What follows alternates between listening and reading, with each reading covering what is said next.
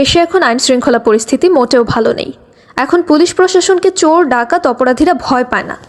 5ই August থেকে পুলিশকে বদলি, গ্রেফতার ও আগুন দিয়ে পুড়িয়ে মারার খেসারত জনগণ এখন ভালোভাবেই দিচ্ছে। খবরের পাতা খুললেই চুরি, ডাকাতি, খুন, চাঁদাবাজি, ধর্ষণ। দেশে এখন 3 বছরের বাচ্চা ধর্ষণ হচ্ছে। দেশে কেউ এখন নিরাপদ নয়।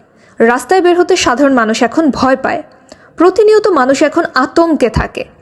এখন নিজের দায়িত্ব নিজেকেই নিতে হবে।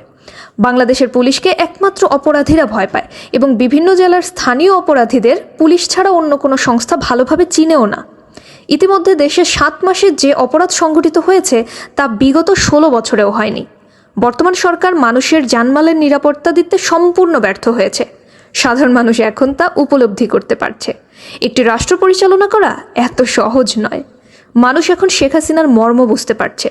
দেশ পরিচালনায় তিনি কেন এত কঠোর ছিলেন সেটা বুঝতে পারছে। সাধারণ মানুষের মুখে এখন বারবার উচ্চারিত হচ্ছে, আগেই ভালো ছিলাম।